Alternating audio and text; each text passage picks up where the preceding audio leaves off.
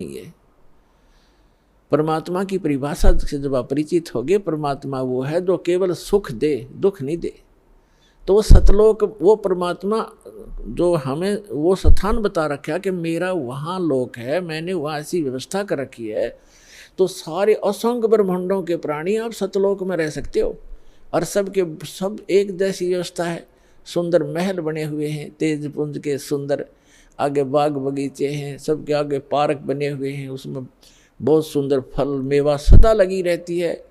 और जब चाहे किसी प्रकार का आहार मन इच्छा आप करोगे, आपकी रसोई में तैयार मिलेगा, बना बनाया पका पकाया सेकंड में, और फल फ्रूट हैं। तो वहाँ जाने के लिए परमात्मा कहते कि वो है परमात्मा, उसको परमात्मा कहते हैं। वह मृत्यु नहीं, बुढ़ापा नहीं, रोग नहीं, शरीर ऐसा है, राग द्वेष होता ही नहीं।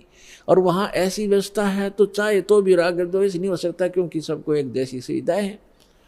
अब जैसे पुण्यात्मा आप यहाँ रह रहे हो, 2 दिन रुको, 10 दिन रुको, आपको बना बनाया भोजन एक भंडारे मिलेगा, एक जैसा सबको, किसी में कोई अंतर नहीं। एक जैसी सीटिंग होगी, एक जैसा आपका बिस्तर होगा, एक जैसे सबको नहाने धोने की व्यवस्था सबको बराबर है।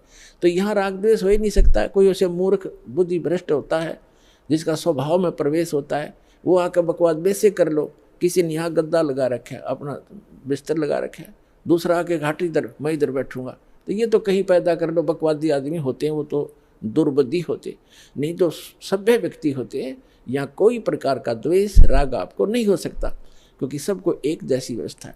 ऐसे ही सतलोक के अंदर वहाँ किसी चीज़ का अभाव नहीं। यहाँ चोरी डाकैत और ये बुराइयाँ क्यों करते हैं? क्योंकि यहाँ पर हर चीज़ का अभाव है। प्रत्येक वस्तु किसी भी व्यक्ति को उपलब्ध नहीं है, चाहे किस कोई भी है। किसी को ऐसा रोग हो जाएगा, चाहे कितना सेठ है, उसकी दवाई मिल लेना, मारे जाओ टक्कर द्वार के। एक बता रहा था कि इतना बड़ा सेठ था, करोड़ों की इनकम थी उसको, और स्वयं वो कोई ना फल खा सकता था, ना कोई आहार कर सकता था। दाल का पानी घोल के और छान के पिया करता। चाट ले उस माया न सिर पर धर ले फैक्ट्री और कोई ठीरे। कहते हैं जीवित जग में जूती पड़े फिर जम तोड़े छाती, बिना भक्ति के प्राणी यहीं दुखी हो जाएंगे, आगयम के दूत उनको बहुत सताएंगे। तो यहाँ परमात्मा आपको बताना चाहते हैं कि आप काल के लोक में रह रहे हो। गीता अध्याय नंबर 15 के श्लोक नंबर 16-17 में 3 पुरुष हैं। अब 17वें का प्रकरण चल रहा है कि उत्तम पुरुष है तू अन्य और परमात्मा है उदाहरते, उसको परमात्मा कहा जाता है। और ये लोग तेरे अविश्य विवर्ती, जो तीनों लोकों में प्रवेश करके सबका धारण पोषण करता है, वो अव्यय ईश्वर है, वो है अविनाशी परमेश्वर, वो है अविनाशी भगवान, अविनाशी स्वामी।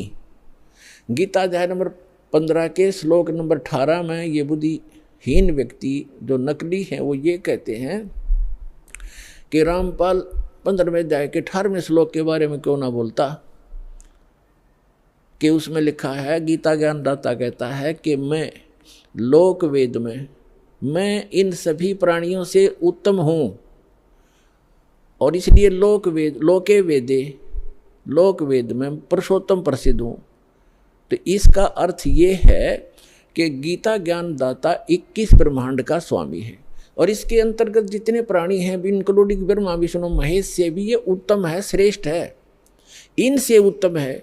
इसलिए दंत कथा के आधार पर, लोक वेद के आधार पर मैं पुरुषोत्तम प्रसिद्ध हूँ, क्योंकि मैं इनसे उत्तम हूँ, श्रेष्ठ हूँ, तगड़ा हूँ, इसलिए मैं पुरुषोत्तम प्रसिद्ध हो रहा हूँ। लेकिन उत्तम पुरुष है तू अन्य 15वें अध्याय के 17वें श्लोक में उसने क्लियर कर दिया।